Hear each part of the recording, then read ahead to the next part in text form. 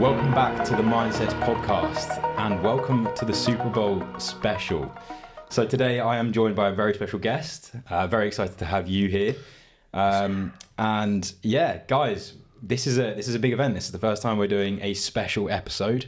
I'm hoping to have many more of these this year, and I feel like the Super Bowl, based on my background, those of you that are watching on YouTube can actually see I'm wearing a Packers hoodie, which is a touchy subject because we lost last week. Yeah.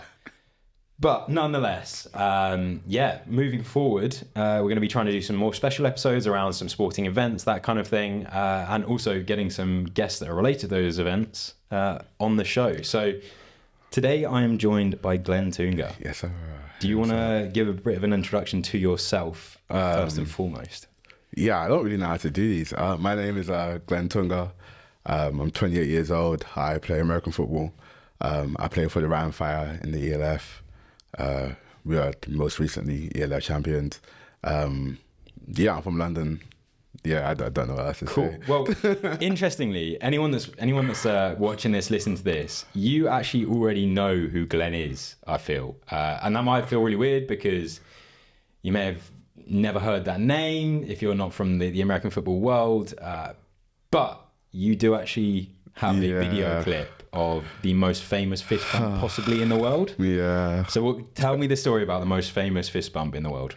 So before I started playing American football, I used to do track and field.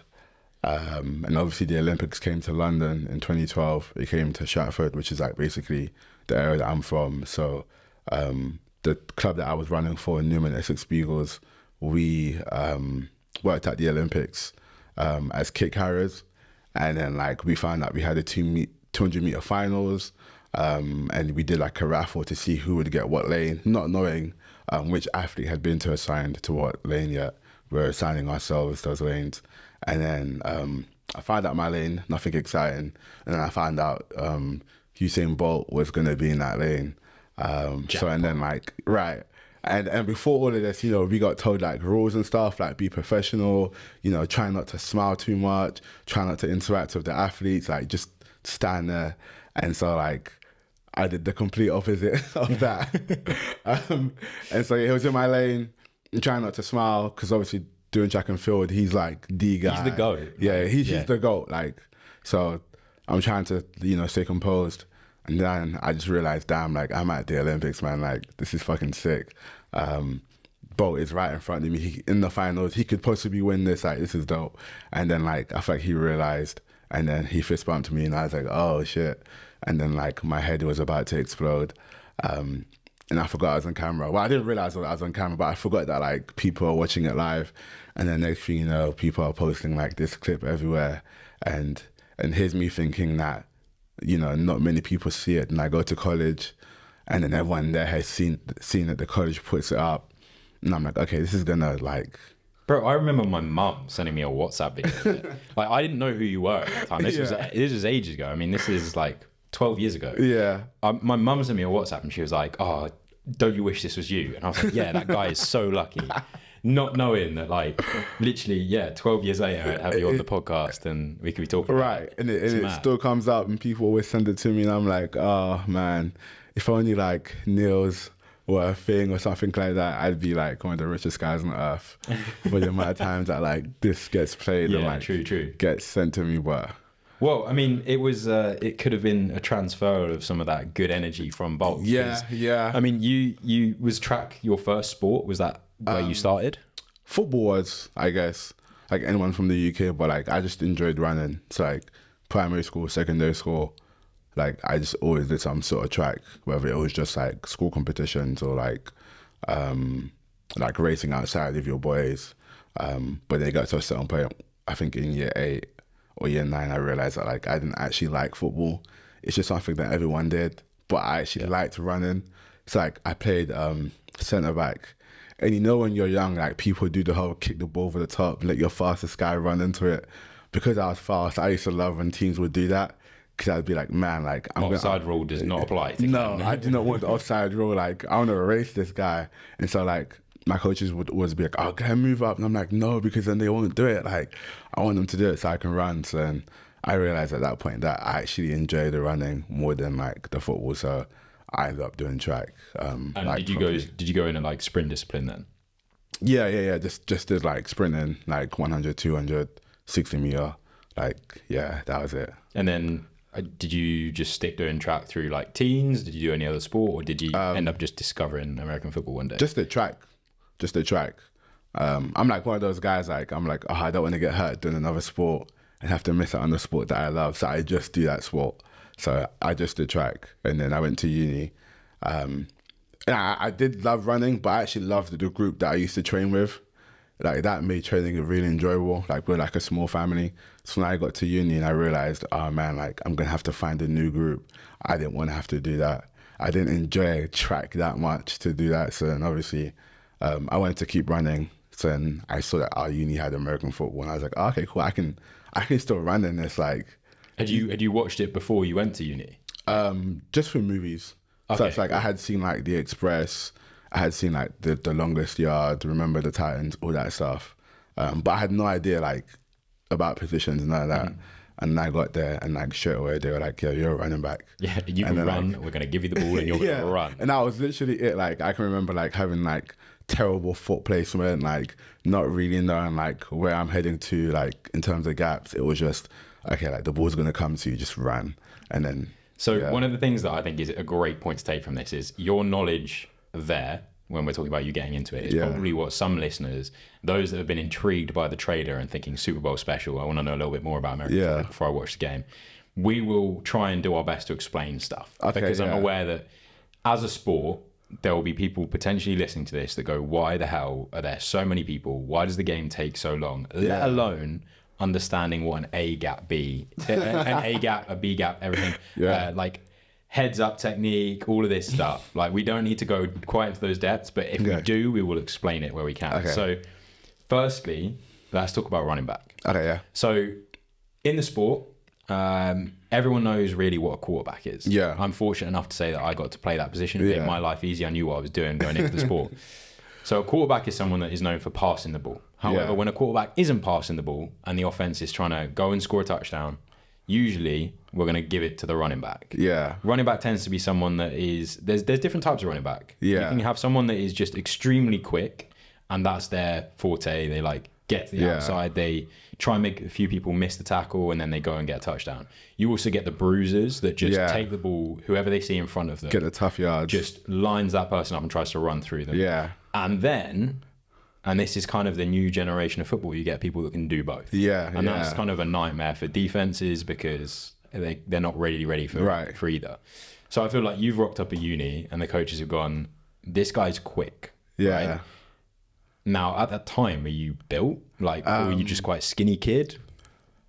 I was built, but like nowhere near where I am now. Like, I didn't lift, but because I did track, like, you naturally kind of run yourself into shape when you do track. But like I didn't really have like muscles or anything like that. I actually didn't like contact when I started. I was not a fan. I was like, man, I'm not trying to get hit for nothing. And obviously like during that time, what like Oklahoma drills were a big thing.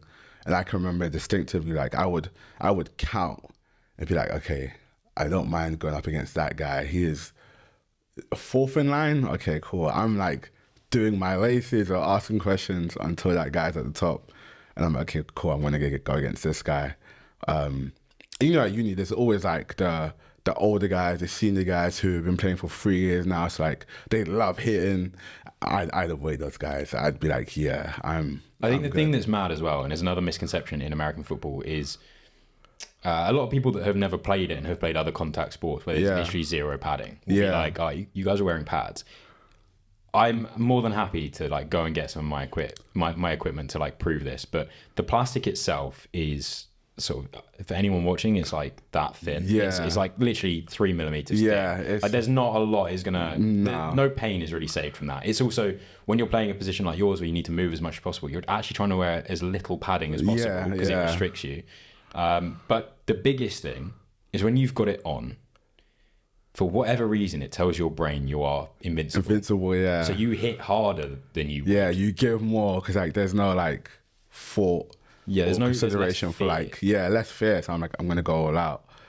So how did you change your mind from being scared of taking those hits to actually you're full on playing this sport, and like you're getting the ball most carries and you're trying to just run through people? I think like when I got to my first year in the GFL, and I realized that like, okay, I am quick, but then like there's other quick guys now, or like other guys who like react faster because they know better football.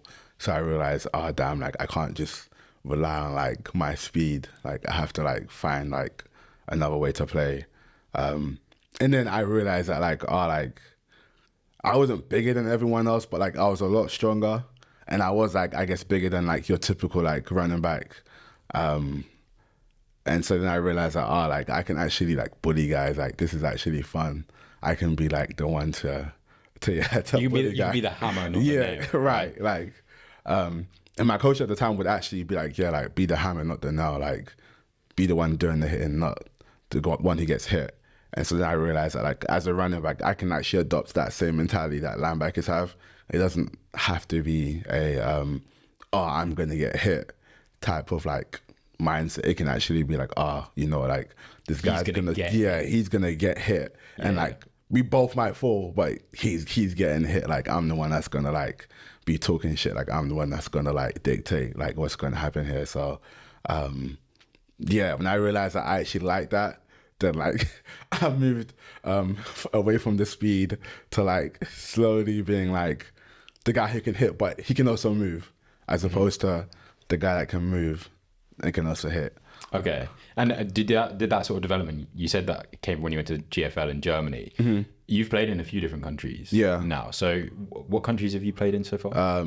Just Germany and Poland, really. Germany and Poland. Like the UK. And then came back to Germany, but doing a totally different league. So you've played in, you have played in the UK. You've then done GFL. GFL 1, so top league. Then you went to Poland, and that was because of COVID. And that was during COVID, yeah. Was that kind of just to keep playing ball? Yeah, that was just to keep playing ball. I was like, man, like a few people had gone to Finland, and I didn't know people were going to go to Finland until like I saw loads of people signing there, and I was like, oh damn, I want to go there. But then like teams had already signed like the most they could sign. So now I heard that Poland was playing, and I was like, okay, who's the top team to go to in Poland?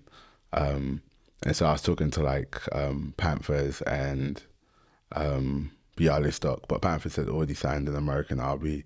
So I was like, okay, I'm gonna just go like Bialystok, and then that was a fun time too. I feel like that was the most fun I could have had, like considering everything that was going on. So that was actually like a fun season. That was fun. And then the ELF started. So ELF, for people that don't know, is the European League of Football, which is basically like Europe's equivalent of the NFL. Yeah. So in that first year, there was obviously a lot less teams. Were you there in the very first season, or did you went second season because you went back to Germany and then you went there and you joined Hamburg, right? Yeah. Hamburg Sea Devils. Yeah, broke onto the scene. So I'd actually talking to people like when I realized people were going there to the ELF. It was a bit late, but I actually started talking to like a few teams, and I remember talking to Kendrill, who was like their DC at the time, and he was like, we have an American RB, unfortunately, but like let's keep talking. So then like I was like, okay, cool, I'm gonna go ELF next year. Like that's the decision done. I'm just gonna play here and have fun. And then that was fun, and then like Agüe went well, and I think I always kind of knew I was gonna go to Hamburg like after Agüe. Because when people would ask me, who would you play for? I'm like, bro, I'm going to go Hamburg, bro. Like, there's no other team to go to.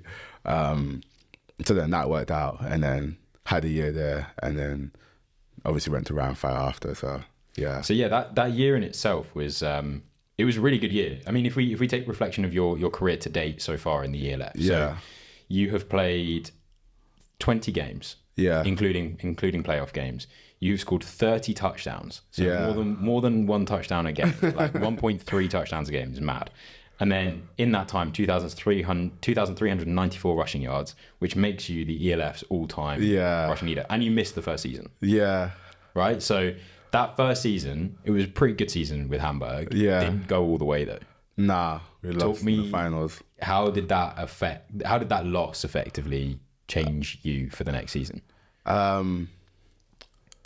I don't even know. It kind of felt like we had like just failed, because like you go all that far and then to not win, it's like, oh man, like we should have just stayed in the regular season. Like the playoffs, all that stuff didn't matter then. Like it did kind of feel like we had failed as a team, especially because I think that people had like expected us to win. People like, oh, Hamburg's gonna win it, and we had more or less like dominated like. Not every team, like we had a few close games, but we had like a successful season for the most part, or very successful. I think we only lost one regular season game, and then the rest of our games we went undefeated. So I think we had loads of momentum going into that game. When we lost, it was like, oh fuck, like damn, like we just kind of failed. Especially because it was the team's second year in the finals too. It was like, damn, like a lot has to change. Like if you go to the finals twice and you don't win, then you know like a lot has to change. Like, so yeah, I just felt super disappointing. But then I guess like it made winning this year like a lot better. So I think it worked out in the end. So yeah. So then talk to me about not going back to Hamburg and joining Rhein Fire. How did that all come about? Because obviously like the stuff that had happened, I wasn't gonna go Hamburg. I was actually gonna retire. It's like a lot of people like so I saw some comments actually online. Obviously I was doing a bit of homework before today. And I saw on Reddit there's a Reddit page which is related to some of your stats. And someone goes, how did this dude go from like, oh, I might retire to now he's like rushing leader all time? I was gonna retire. Why were you gonna retire? I think with everything that had just happened, I was like, man, like, yeah, I'm good, man. Like, I'm going to retire. Like, I had a really good last year. And it also feels like, I guess because, like, when you play football in Europe, you kind of, like, have to put your life on hold because, obviously, like, you go for the season, come back for, like, 5 months, and then you're off again. So it kind of felt like, okay, like, maybe this is a good indicator to, like, start to get my life on track because, like, all my friends who I had started playing football with at the time had all retired. And so like some of them are getting married, some of them are like had really good roles. So part of me was like, you know what, like I think I need to jump on that train. Like I'm getting to that point where, and I think being from London too, there's so much pressure to do that because in London, like everything's super expensive. Or like London is very work orientated. It's like being from London, I'd come back and realize, damn, like, whilst I have loads of time to train, like all my friends are working. So I was like, oh yeah, I'm going to retire. And then I ended up getting on a phone call with Rhein Fire. And then I ended up signing there. But it's funny because like at the start of the off season, I was talking to Coach Andrews and he'd be like, yeah, he wants me. But in my head, I'm thinking, yeah, I'm a guy, Rhein Fire. Like Hamburg beat you guys twice last year. Like, why would I come to this team? So I was kind of like brushing him off, like, and he even knows it himself. Like, he makes jokes about how I'd like reply super late to him or like just kind of brush him off. Being difficult to get. Yeah, just being difficult to get. So it's funny that I ended up being there and then like we ended up winning. So yeah, that kind of like just added to the story even more. And what was the difference from when you? Did it feel different when you got there to Hamburg? Yeah, like I think everyone was just really locked in. Like, my first conversation with Coach Thomas Sula, he said we're going to win the championship, but then he never spoke about like us winning the championship after that. So I think like the whole team was just locked in. Like no one like, nobody felt like, what's the word? No one felt entitled to us winning. Like everyone knew that they would still have to put the work in, and so like everyone was just super focused. Everyone was just like super cool too. Like from the moment I got there, like me and all the import guys were all super close. Like it hadn't felt like I had missed 4 games, and like especially because I couldn't be there during the preseason too, so I actually wasn't there. So like I was told guys, it was a little bit weird at the start because I guess like when you join a new team, you really get close with those guys during like your preseason, during your camps. But I had missed that and had missed like 4 games. So I thought it would be super weird when I got there. And it was a little bit like for me, but I feel like that was just in my head. And then when I realized, oh no, like everyone's like super cool. Like it felt like I had been there this whole time. So yeah, it ended up being good, yeah. Now I'm gonna leave it to you here. You obviously missed the start of the season. Yeah. That's gonna affect you massively when you can't be there. Yeah. You can be there just to train, let alone play at the beginning. And obviously, once you've signed somewhere, I can imagine it's pretty exciting. Like you want to get there, you want to get around. Do you want to talk a little bit about that situation? Yeah, it was it was super weird because like little stuff like they said like the imports should be formed like our own group chat. Like obviously like we have one with the team and like the coaches and stuff, but imports would actually like form their own group chat. Like we called it unsupervised. That's what we called it. It's like you'll see people like making comments about like, oh, let's go here to eat and let's go here to eat. I remember like 100 times seeing these guys talk about going to eat at Kazma and I'm like, bro, what is this place? It already felt like I was missing out on like just the social aspects of like being an import, or guys talking about going to this club or here or just making plans. And I'm like, damn, like I'm missing out on this. And you can't really get involved that because you're not really there. So that was like kind of tough. Or little stuff like, obviously things will happen and it's like those things will become jokes. And so like if we're making jokes about things that have happened, I'm not there, so I don't know what they're talking about. So that was like super weird. But in a way, it kind of made me more focused. Like whilst I was here, I was like, okay, well, I'm just trying to train so I can get out there and like get ready from the get-go. But it was a bit like, it was just super weird because like, oh man, like I want to be there having a great time with these guys, especially because we were winning at the start too. Stuff like that would have been like loads of fun, and then missing out on that was kind of tough, but yeah. And we don't need to get into the politics. It was the league weren't going to let you go out there. Yeah. I wasn't allowed to just be there, yeah. Yeah, and so that's obviously a bit of a tough situation, I can imagine, because you're seeing all these great things that you want to get involved in. Yeah. And ultimately, I don't know, it kind of feels like you've been put on the naughty step. Yeah, right? yeah. And you are still allowed to like be under your own supervision, but ultimately you get this reminder of like, oh, I'm missing out on this. And when they're winning, it's like, because I personally, I've joined teams from different sports when they're winning, and I actually get a little bit nervous that like when I rock up, am I gonna fuck this up for them? Yeah, like, right, yeah. You know, you just got to be confident in yourself as an athlete. Right. Like, I know that I'm bringing something to the table. Yeah. So when you landed, you put that kit on for the first time. Yeah. Was there a moment of like, yeah, I'm here now? Yeah, I think in practice it was. I was like, oh yeah, damn, like I'm finally here. Like I can start practicing, and I picked up the playbook super fast. Plus, you're a running back. Like, how complex could it be for you?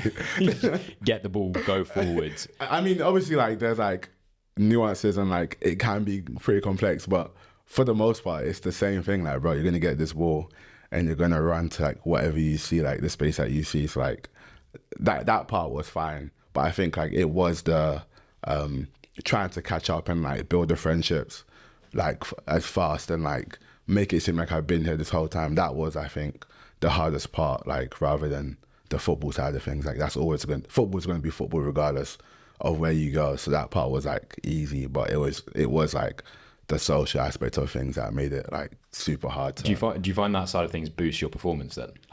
Knowing that you're built within a team helps you. Is that from like a relaxation point of view, or is it from like a knowing that you have the guys around you support? I think it's the support. I think it's the like when you like bonded with guys, when they do well, you're actually happy with like genuinely happy for them, or like when you do well, like you feel that same energy. But I guess like if you don't have that bond, it almost does just feel like, oh, okay, like you're getting used. Like, oh, you did a good play. The team has used you. Thank you very much for that play. Yeah. And then that's it. But like when you actually like bond with the guys, it actually like does feel like you're playing for each other and like everyone wants to see you win. So yeah. That's cool. I think one of the things that's difficult, even when you've got the support of your guys and, you know, they're blocking people for you and all of this, they're celebrating with you, is ultimately in the position you play, like we've touched on before, there are going to be times where there isn't space to go in between. Yeah. Although, okay, there isn't space to go in between sometimes. Sometimes you just got to accept a hit. Yeah. Now, I appreciate that there are times where you just decide to do something that isn't, you know, physically, humanly possible, where you just decide to jump over some people that are in the way of you.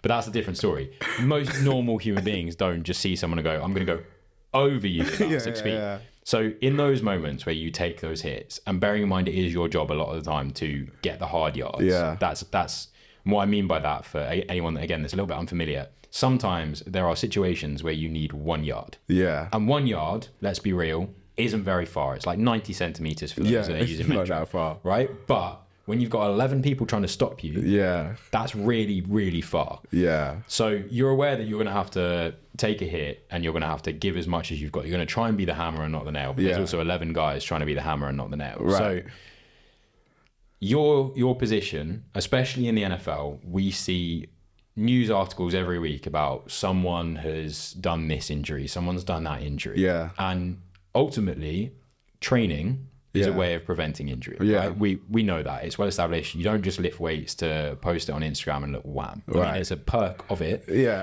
But at the same time, keeping your joints moving and keeping them strong in positions that they're not familiar is what ultimately stops you getting injured. You do this as a job.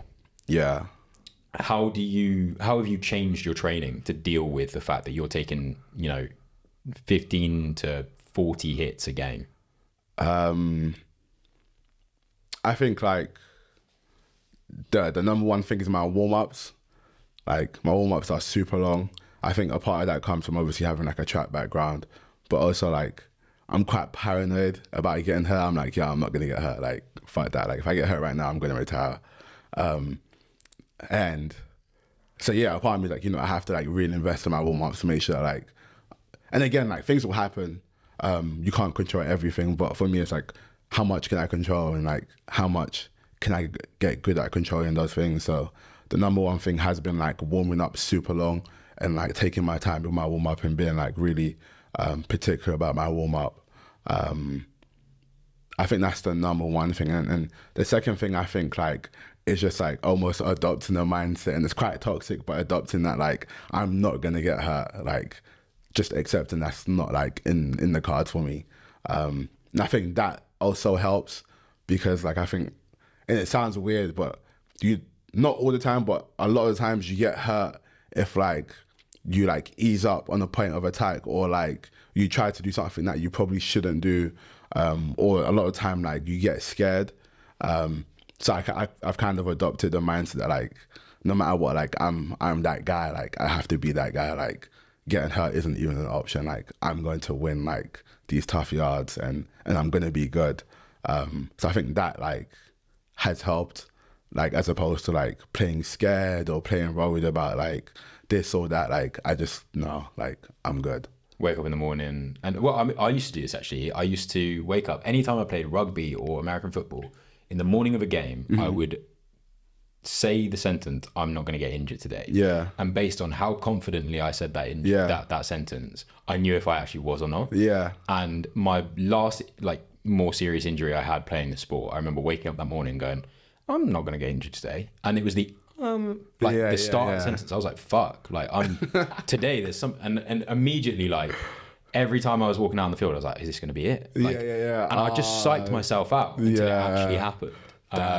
And you have to have confidence because ultimately, as we've spoken about, there's probably a guy that is going to make that tackle on you that in the morning is saying, I'm not going to get injured today. Yeah. And he's probably said it slightly more confident than you. Yeah. So you've got to go in with that same energy. But it's weird though, because like, I don't even think that, I'm not going to lie, I don't even think about not getting hurt. I just think, like, regardless of what happens, I'm going to play next week. Like, I'm going to play every game. Block it out. So I actually try to block that out because I feel like even just thinking that invites like a bit of doubt because why it's almost like I don't wear a helmet when I ride my bike, and like people are telling me, oh Glenn, like you should wear a helmet, and I'm like, wow, I'm not gonna get hurt.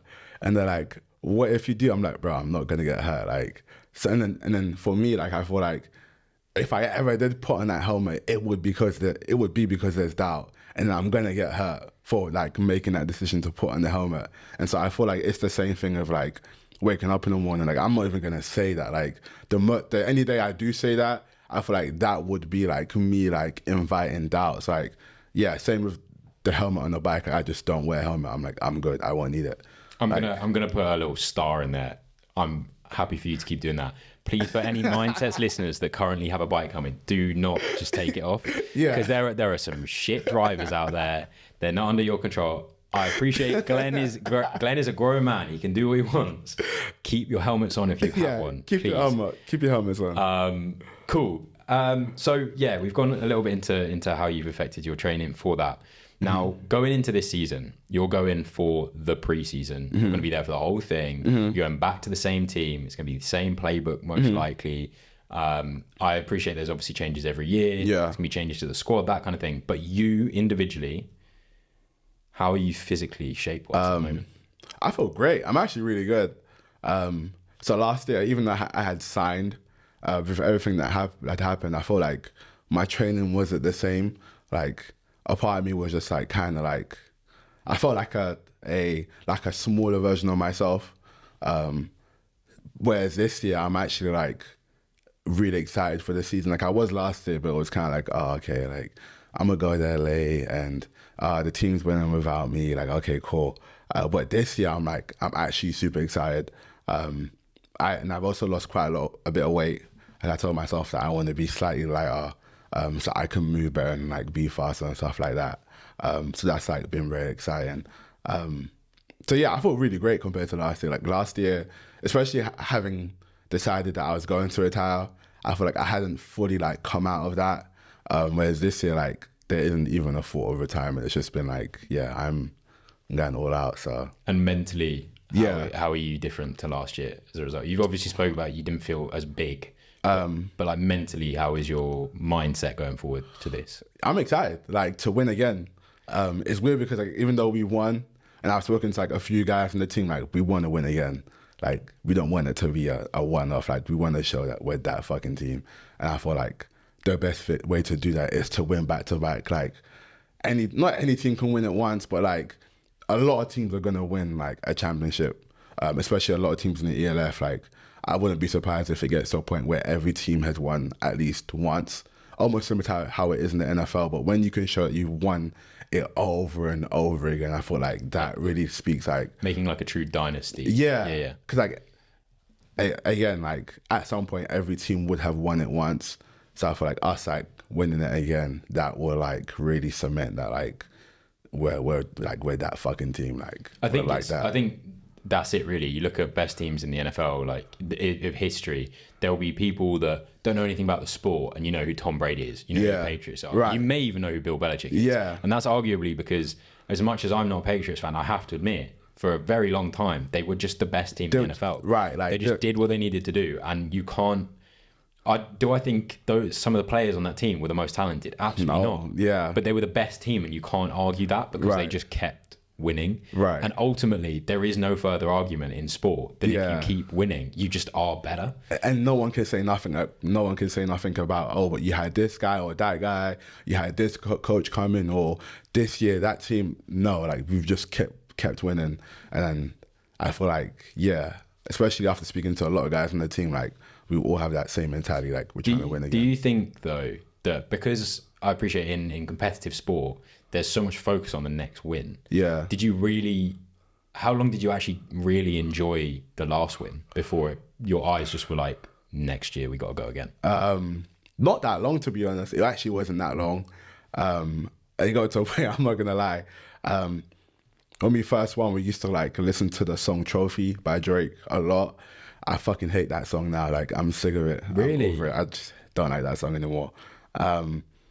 And that's not the same in this case. Like, I love that we won. But, yeah, it wasn't that long. I feel like after we had won, like, for at least a week, there were little glimpses that I'd think, oh, damn, we need to win again. For the most part, I did actually enjoy it for, like, that week or so. But, yeah, like, after a while, I was like, okay, I'm over this. Like, I want to win again. This is the sort of thing that is awesome because it's such an awesome mentality to win like the grand prize and be like, that's not enough. Like that's huge for an athlete. And I feel like it's a massive like chip on the shoulder thing. Like it's a motivational thing. Do you think that when the retiring does come back into the question in years to come, that you'll wish you appreciated it more? Or do you think you'll appreciate it then? I think I would, I don't know. I think it's even though it's needed to be a really good athlete, I feel like that shouldn't be the case. Like you won the biggest prize. Like you should like relish this for the rest of your life. Because again, not many people, everyone else that year lost.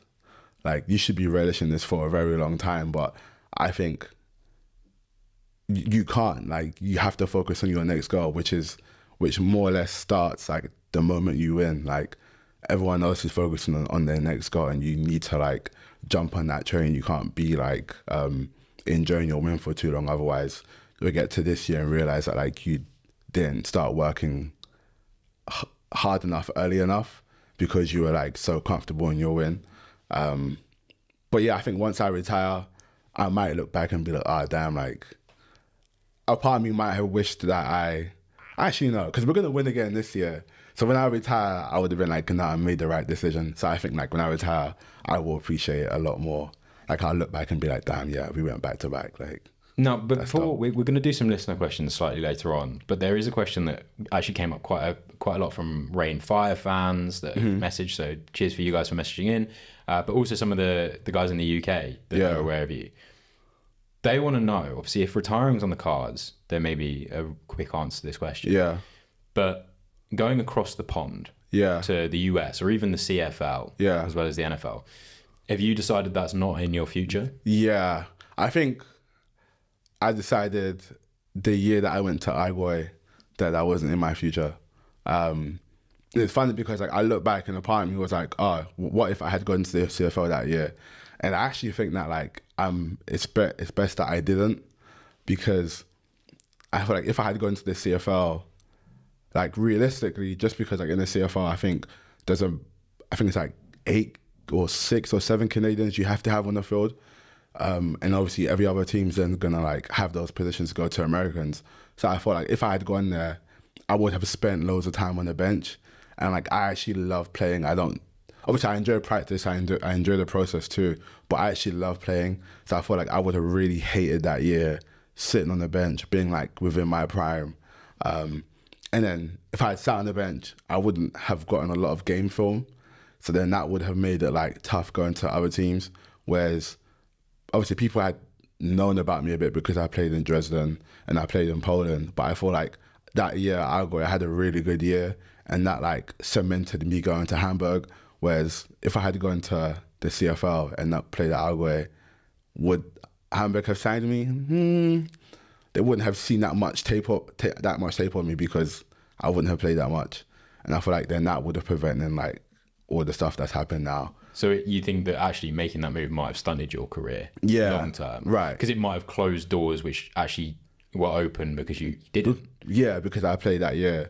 And then there's also stuff like, I feel like there's loads of guys who have gone like to the CFL and like no one knows who they are, or like they haven't enjoyed that process, because I guess ultimately the goal is to go to the NFL. It's like loads of guys have gone to the CFL and like it hasn't panned out. Whereas I feel like football in Europe is really growing. Like you can really like build like a legacy for yourself here.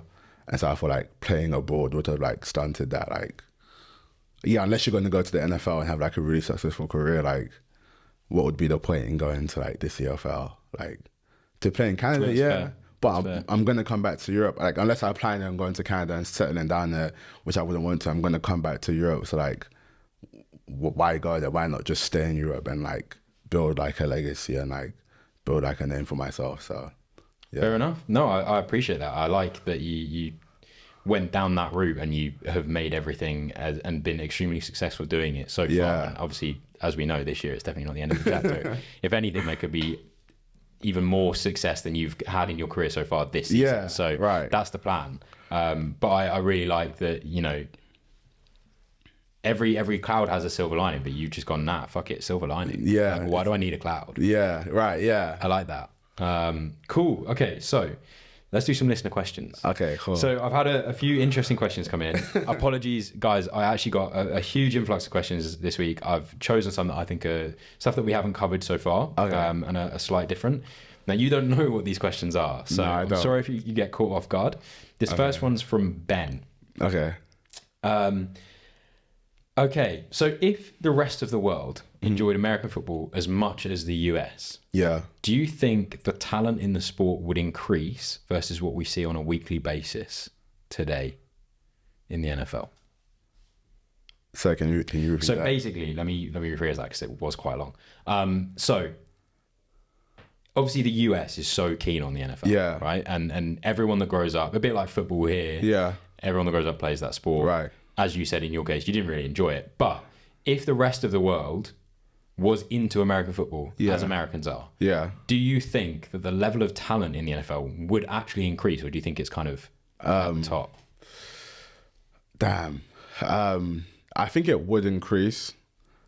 More so because I think that if people loved it the way Americans do, we would start learning the game sooner.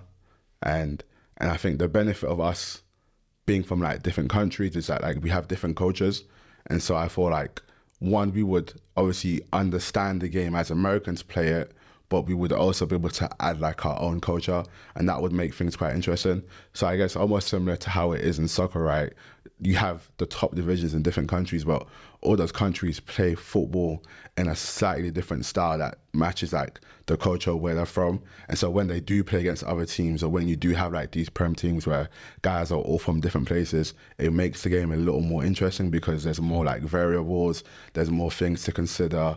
You have different guys who play different styles, and so like the tactics are different, or like the formations are different, the plays are different. Almost like how you get it in America, but in a grand scheme, like a bigger scheme of things. Like everyone knows that like how they play football in Florida is quite different to how they play football in Texas, and like so on and so on. So I feel like if everyone in the whole world now loved the game and knew the game as much as like the Americans do, we would then be able to add like our own like little sauce, and that would make like the game more interesting. And so that would make it a lot more complex and add like a lot more variables, different plays, different offenses, and then that would only add to the game really. That's interesting. I never really thought about the cultural side of sport. I think it's a really good point. Obviously, familiar term is tiki-taka football. Yeah. Imagine bringing that into American football. Right. You get some crazy stuff. Yeah. Okay, and you have it here as well, because you have like the same way they play football in Italy is actually really different to how we play football in the UK. And I think that's because of our culture. So you have it now already, just obviously not at the same level as America because we don't start playing the sport that early. So awesome, cool. So the second question is from Lucas. Yeah. Lucas wants to know, what were the drills that took you from being a good running back to an elite level running back that's the ELF all-time rushing leader? The drills. It's funny because so anyone that knows me knows that like during my off season, or in my past off seasons, I actually haven't done that many RB drills. So I think like when I first started at uni, I did loads of ladder drills. I learned like every ladder drill you could like tell me. I can like jump on the ladder now and do like ladder drills as if I've been doing them like this whole off season. But then like it got to a point where I then started, I thought, okay, like how much more can I get with this? So then I started doing like a lot of like your typical RB drills, like your jump cut drills and stuff like that. And I think those are really good drills like when you start learning, because they help you learn to like move in a certain way that's going to help you with the position.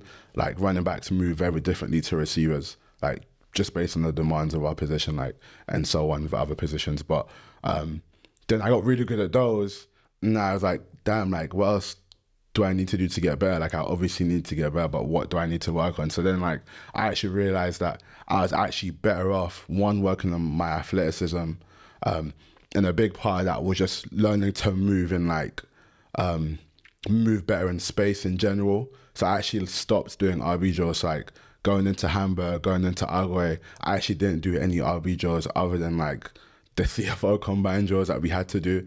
And even then, like I didn't do those for that long. So a lot of the drills that I do actually look like things like what DBs would do and like linebackers would do, because I feel like they're really good at moving in space. And I think fundamentally as an RB, my job is to like move in space, or like create that space. So a lot of the drills that I do now are like the type of drills that you'll see like linebackers doing and like DBs doing, other than the backpedaling. I don't backpedal, but like just in terms of like moving laterally or like having to like change direction laterally and stuff like that, a lot of my drills look like those drills. I'm going to start doing RB drills this year.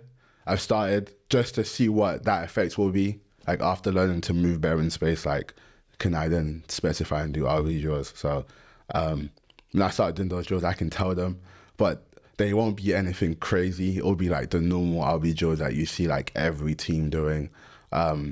But I think as an RB, like the most important thing for you is like your athleticism. So you can learn to do drills, but still be unathletic, and so still suck at the sport. Whereas like if you're athletic, then you've built like a really good foundation. So I wouldn't fixate too much on the drill. Was it Lucas? Yeah. So Lucas, I wouldn't fixate too much on the drills that you do. I'd like focus more on becoming like a better athlete and the things that add to that, and then you can worry about the drills. I think that actually is a massive point for all sports, because a lot of people when they're younger, and if you're young listening to this and you're just going to the gym and you discovered that, take this on board now, because it will save you a lot of years of mistakes. Mm-hmm. Sometimes when you get into sport and you start training for it, you train so generically that it's really not benefiting you. And I've touched on this in the past about how a lot of athletes will train in a bodybuilder split for their sport, which is just a waste of time. Yeah. But on the flip side of that, you get people that train too specifically for a particular position or role within sport. And at first you'll see benefit. Yeah. And so you keep doing it. Right. But then you actually, long term, you hit a ceiling of performance because you're not an athlete all round. Yeah. And I think one thing that's really interesting what you're saying there is you had tremendous success, but success from doing a little bit of everyone's stuff, which then enables your body to move in a way that everyone else, that you can kind of get on the same level as everyone else. Yeah. And now you're going back to running back stuff. Yeah. Which could be something that you're focusing slightly more on. You're kind of getting the best of the both worlds. Yeah. And I feel like that's an approach that a lot more athletes need to take, in terms of you do need to do specific stuff, but if you're not doing the general stuff, then you're just limiting yourself. Yeah. You're putting a ceiling on yourself. And I think you're totally right, because I think you see it in other sports too. Like if you take the best at any other sport, they're just really amazing athletes too. Like whether it's like Michael Jordan or like Kobe or people are going to be mad. I forget her name. The tennis player. Serena Williams. People are going to be mad. No hate on me. I know who she is. Don't worry. Or even like Mbappe, like all these individuals that are really good at their sport, they're actually really good athletes too. So I feel like you have to like find a balance of like becoming really good at your sport, but also becoming like a really good athlete, and that would take you to like a really good place. Well, I mean, everyone knows someone that just happens to be good at all sports. Yeah, right. It's actually very, very rare that you know one person that is incredible at one sport and just sucks at every other sport. Right, unless they're just good at their sport and suck at being an athlete. Yeah. Then, yeah. Cool. Okay, well, there you go, Lucas. And the third question is from Milo, who actually I used to play with on a team. Okay, yeah. He wants to know, who do you compare yourself to in the NFL? Damn. No one. I feel like they all play differently. Mm-hmm. Like very different to me. There's traits in certain RBs that I really like. Go on then. So for example, like I love Christian McCaffrey's like his style of running. Like you can see that he has a like really strong like background in track. So I really like that about him. And so like when I'm like looking at like what I need to get better at, I'm like, cool, like when it comes to like running style or like just how nice my running looks, this is what I want. But then I also really like Lamar Jackson, like he's super shifty. I really like that about him. I'm a big fan of Josh Jacobs. I think he like moves like a really good RB, or it's like a really good athlete in general, but he's also like quite aggressive too. I used to like, I guess it's easier for me to say Marshawn Lynch because of the hair and stuff. And like, but then like, I think that's just because of the hair. Like people might sometimes say, I play like Derrick Henry. I'm like, bro, me and Derrick Henry do not play alike. Like we're very different runners. So that's like quite funny. I think if I was to give you a comparison from my opinion, and guys, please comment if you agree with me or if you have your own opinions, just drop them in the comments below. I'd have gone for a cross between Le'Veon Bell, his prime, obviously not now, and Saquon Barkley, because the kind of vision of the hops, and then also just like your ability to stop and shift and move, also swing out of the backfield, use the hands, everything like that. I think that's where I would go. Okay, yeah. You know, it's funny. I actually really like Saquon Barkley. He's such a great guy. Yeah, he's just terrible team, man. Yeah. But yeah, Daniel Jones though, God, that guy is a player. Yeah, but I feel like they just. I'm joking. He just needs to go to a better team, man. Yeah, like For sure. Hopefully the Chiefs can get an opportunity at him. Even though I'm a Packers fan, like, I'd obviously love to have him at the Packers. You know, it just never happened. I'd love to see him go to a team. I think he could go to a team that isn't, like, he doesn't need to go to, like, the Chiefs. He could go to a team that isn't that good. And be the extra thing. Yeah, and just change it around for them. Almost similar to, like, I feel like, obviously the 49ers were good, but they're a completely different team with Christian McCaffrey. I feel like he could have that same move. He doesn't have to go to, like, he'd actually be wasted if he went to, like, a team that's really good. But he's also, like, being overused right now because the Giants suck and, like, there isn't anyone else to, like, take the load off away from him. So, well, we've talked a little bit about the NFL there. Now, there are still some bits that I do on this podcast. Okay, cool. One thing that I think is massive for athletes is a bit of self-reflection because I don't think athletes do it enough and they don't give themselves enough credit or anything like that. I like to know, if you were locked in a room with a younger version of yourself, what 3 bits of advice would you give that Glenn? Damn. It's funny because I feel like if he takes that advice, will things pan out differently for me? And do I really want that? This is something a previous guest said. They actually said, I wouldn't tell him fucking anything. He's going to figure it out. Yeah. But if we were just trying to, help him out a little bit. I would tell him to, I don't know, to start playing the sport much earlier.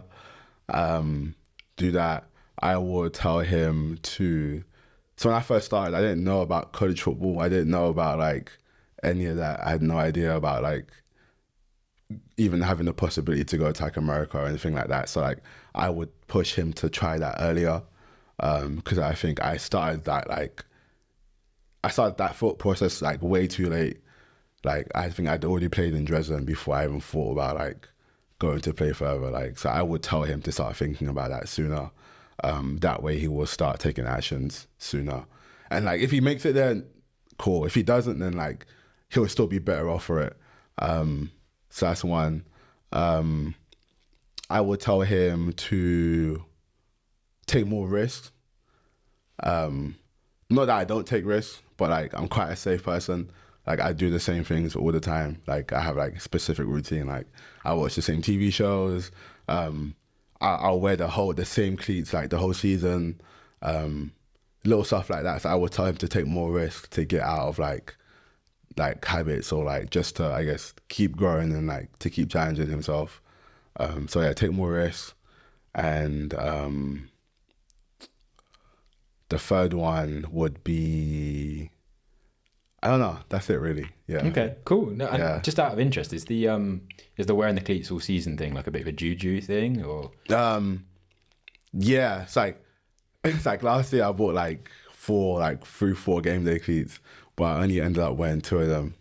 Like, I got in my head, okay, I have to wear these 2 cleats. Like, the other these ones work. Yeah. The other ones might not. Yeah. These ones work.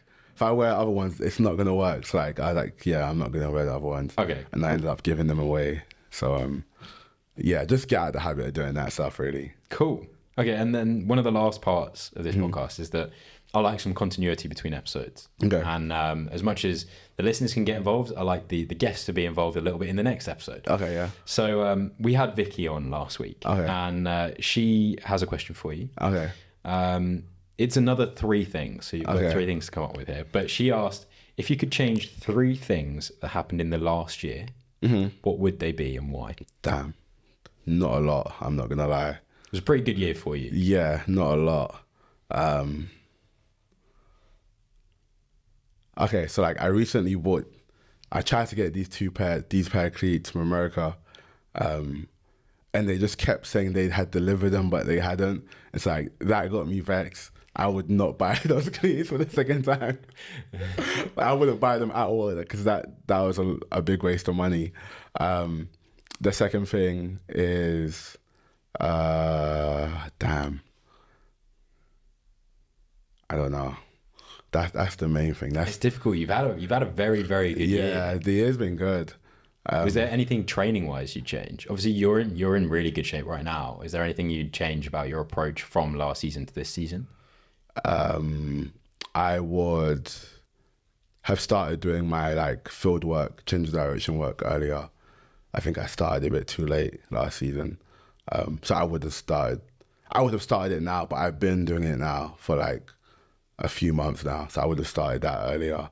And I think I would have made the decision to start losing weight earlier. So I decided for this year I'm gonna lose weight, but I think I would have made that decision. I tell my earlier self, or make that decision sooner. Like, bro, like lose weight, get shifty. Yeah, get lighter, get shiftier. I would have made that decision earlier, I think. Okay, so I also then need you to ask a question for the next guest. Damn. So it can be as deep or as sort of silly as you want, but I have one. Yeah, what kind of thing do you want to know from a different athlete? What's one thing about their career that they wouldn't want people to know? Oh, okay. So like whether it's something that they've done or something that's happened, it could be like an embarrassing play. What's one thing that like that's happened to them throughout their career that like they wouldn't want people to know, or they wouldn't want to come up in the conversation. Interesting. I'm going to put them on a hot seat. Yeah. Okay. I don't know if they will actually tell the truth, but that's mine. Yeah. Cool. I like it. So thank you very much for coming on today. Yes, sir. One thing that actually hasn't been discussed is I've made it plain and simple who I support. You are making it plain and simple a team that you support. Yeah. But it's not fair because the team you play for. We haven't touched on like the NFL team that you back. Okay. I think it's the Ravens, really. You got to back the Ravens. Glory supporter. Yeah. No, it's not even a glory. It's like, I really like Lamar Jackson. I really like Odell. At some point, I really liked like the guys who play for them, like even like someone like Nelson, like Angelo, like, or have you said his name? Like, there was a season I thought, yo, this guy is fucking hard. So like, and that goes the same for like all the other guys in the offense. Like at some point, I really liked those guys. And it's like for them to be all on the same team, I'm like, okay, cool. Like for now, whilst all these guys exist on this team, I'm gonna support you. But let's say like next year, Lamar leaves and Odell leaves, I will no longer support the Ravens. Fluid supporter. Yeah. I support players rather than like teams. I like that. Cool. Yeah. Now, where can everybody find you on social media, or how can they support you playing this season? Social media. So my social media is literally Glen Toonga on every platform. Like, if there's no Glen Toonga, I don't have it. So yeah, just Glen Toonga everywhere, really. Like Instagram, Snapchat, YouTube, Twitter, TikTok. Yeah, it's all Glen Toonga. Sweet. And you're obviously playing for, I've been saying Rhein Fire. Yeah. Is that not very German of Rhein Fire. Okay. Yeah. I'm so sorry to all the Rhein fans. Yeah, everyone says Rhein. I'm like, no. Okay, so Rhein Fire. Obviously, we're looking for another big year this year. Yeah. All those fans, you got to get behind them. And if you're new to the ELF, check it out, because the coverage of it every year is dramatically improving. Yeah. It's basically another NFL product at this point. But you get to see this guy doing stupid things to other great athletes as well, which is the best part about it. So definitely head over there, check Glen's page out, give him some support throughout the season, and that'd be cool. Otherwise, look forward to seeing you guys in the next episode. You can find myself and the podcast at mindsets_podcast on all forms of social media. This is obviously on YouTube, so if you can like, share, subscribe, do all of that good stuff on all of the streaming places. We're obviously on Apple Podcasts and Amazon and all that kind of jazz. So we really appreciate the love. And like I said, I look forward to seeing you in the next episode. Yes, sir.